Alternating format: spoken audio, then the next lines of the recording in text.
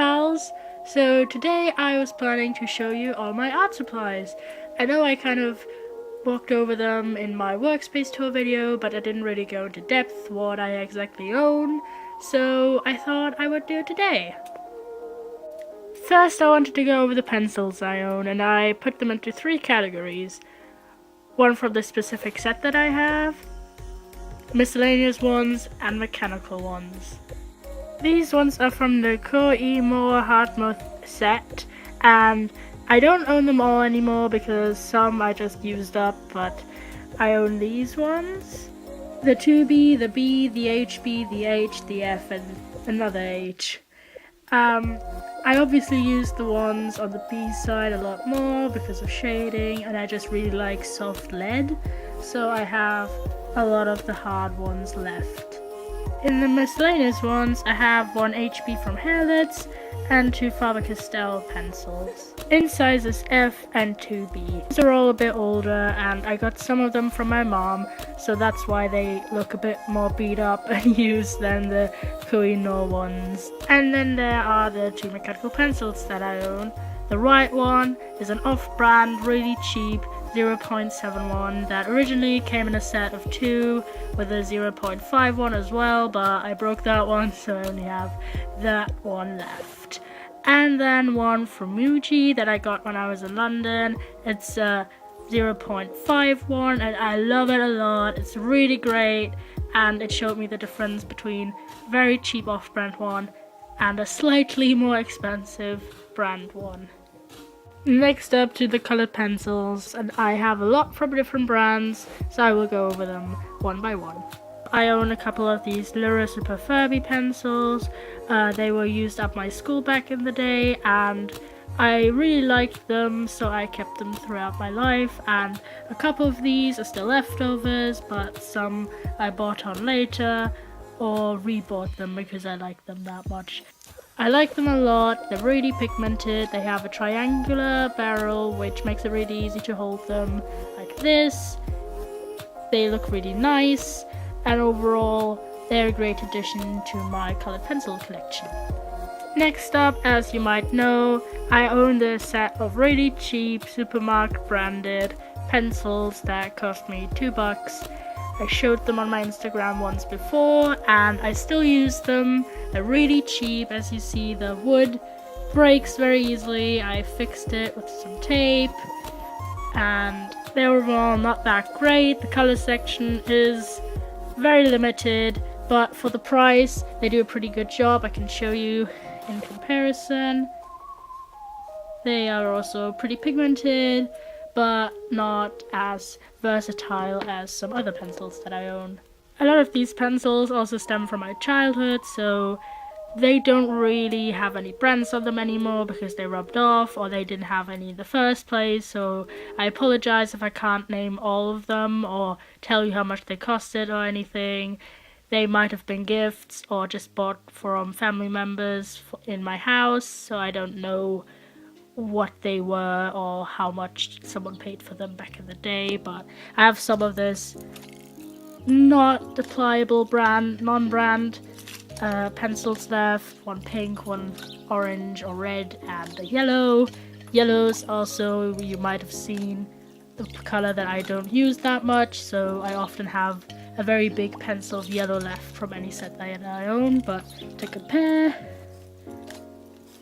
they are not as pigmented, not that great honestly, but I still use them because I just have them lying around.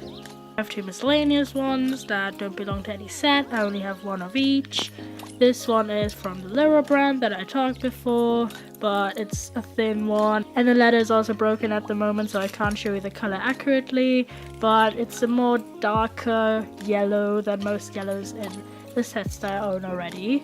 And then there's from this brand called Kodaks, another thin one that's orange, and that one I can compare, and they're also not that great. The wood breaks really easily with most cheap pencils that I've tried in my life, but some more expensive brands can have wood that chops easily and makes it hard to sharpen them again after they've broken down or anything else. Then I have these 3 off-brand pencils that actually have the best wood of any of them. It is really consistent and they don't break at all, and it's very nice. And also the colors, I can show you again, are pretty decent. Not the most consistent or anything, but they're pretty nice and I appreciate them for being very easy to sharpen. And last off, I actually own the Koh-i-Noor Hartmann colored pencils, which are pretty great, very pigmented, but as you can see, the wood's pretty terrible. It chops off very easily. So even though these are brand pencils and well more expensive, their wood is not the best. And I can show you again how the color looks compared to the other ones. It's very pigmented, it's very nice, and they work pretty well, but they're a pain in the ass when they break or the lead falls out or anything else. It's just a pain in everyone's ass. Next up are my highlighters, my fine liners in color, and my felt tip pens. First off, I own at this point a non-completed set of Stabilo .88 fine liners with a fine 0.4 tip. They were originally 10, but the last one was already broken and had run out of ink. But these are pretty decent. I often use them for little details or just for writing, not much for art if I'm honest, just because the tips are very iffy in my opinion. They get broken very easily, they frizz out, and as they are that fine, I would just use them for line art sometimes, but not really on finished artworks, but a lot in my sketchbook. Then I own a single Stabilo pen 68 that I actually found on my school grounds. Someone had thrown it away, but it is perfectly working. It's probably one of my favorite non-marker tools that I own. It's really amazing and I love it a lot.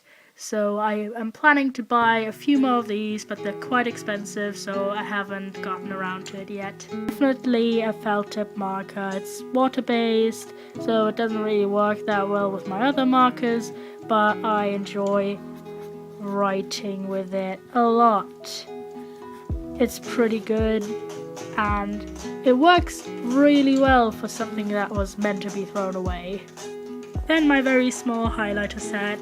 They're not really meant for art in the first place. I use them a lot for schoolwork, obviously, but sometimes it's just fun to do an outline or color in something with them. They're not that great, they're quite cheap, and they're almost empty as well, so I really need to buy some more highlighters, but I thought I'd include them as well. Next up is my pretty large collection of gel pens, if I do say so myself.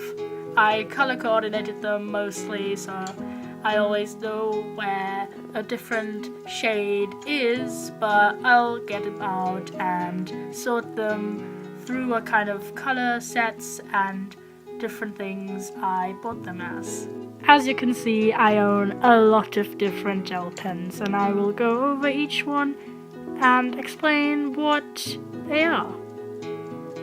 So a while back I bought this extremely cheap set of 3 gel pens, a white one, a silver one, and the golden one, and although the golden and the silver one work pretty well, the white one not so much. So I learned that, especially whilst looking for white gel pens, it's better to buy a slightly more expensive one than to get one that doesn't work at all. I own 2 Uniball Signo ones, a white one and a metallic pink one. This is a brand and it really shows. They're really high quality gel pens, but they're also expensive, so I don't own many of them. Then I got this set of 10 glitter gel pens that are pretty good, not as high quality as the Signo ones, but they do their job pretty well.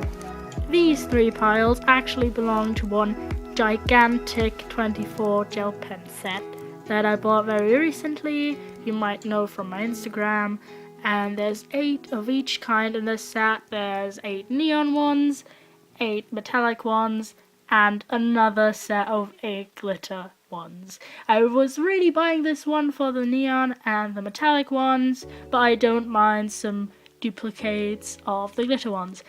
These are very cheap. Very, very, very cheap. They're the cheapest that I actually own, and it really shows. Some work pretty decently, but some I have not made them come to life at this point. They don't write, but that's expected from a set that was about $4 for this many pens. Next up are my fine liners. On one hand, I have the Staedtler fine liner set that was originally 3, but I already used one up. They're pretty okay in my opinion. They are not waterproof, which is a big disadvantage as I do work with watercolors a lot, and they also tend to bleed whenever I use my fixative to secure a drawing or anything else. So I don't really like to use them, but they were a gift and also not that expensive, so I try to use them up. But then I bought a set of 6 micron fine liners, and they are amazing. They're my favorite. I do greatly prefer them over the Copic ones, especially the SB one, because the nibs are just a lot more easy to handle. They don't break as fast, and it's just a hassle to refill that thing because everything's really expensive. So I gladly transferred to micron ones. I actually do use the smaller ones like the 005 one, not as much as the bigger ones, but I do use it because I'm not as afraid to break the frickin' nib. As mentioned before, I really like to use watercolor in my drawings and paintings, and I also like to use different mediums, so these are the supplies that I use. On one hand, the Tiger watercolor set is really good. It was £6, so that's a decent price in my opinion for a watercolor set. I really do like using it, but I need to get a new set pretty soon because a few colors are running out at this point. I do own a lot of watercolor brushes, but I only use 2.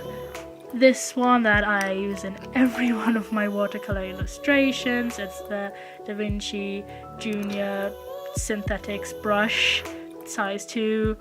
It's pretty good, so that's why it's my preferred one. And I also have one of these squishy ones that you can use.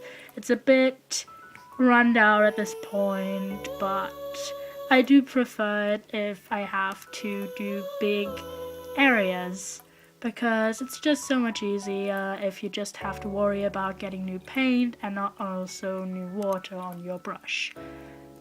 Furthermore, I own this pack of 5 acrylic effect pastes, which are metallic ones. I don't use them that much, they're pretty old, but it can be really nice, and I do use them if I have to bring effects on something that's pretty dark but I want it to shine a bit more metallic-y, or if I want to imitate something like gold or satin backgrounds. So I have Permit, Silver Satin, we have, this is bronze, then there's gold satin, and this is antique gold.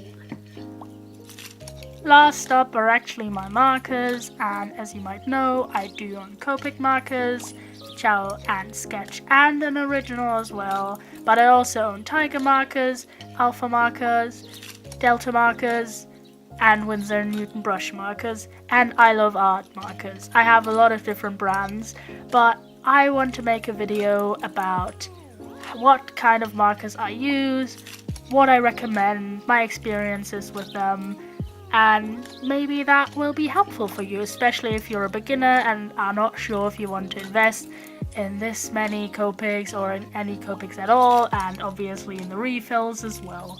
So this is coming up pretty soon as well, so I won't go into more detail about my markers at this point. So this is it. There are some just black text markers that I also own, and obviously my washi tape collection that I use for backgrounds a lot, but I don't really count these as art supplies per se. So that's it. that was my art supply video. I hope you found it helpful in any way. I am sorry that I can't tell you the prices or the places I got stuff, but for most of you it might not even be helpful because it's just some dodgy store somewhere in the countryside, so not really anything that can help you to find the same art supplies that I use. So I still think it was mildly entertaining, so if you thought so as well, please give this a thumbs up, and I'll see you next week. Bye!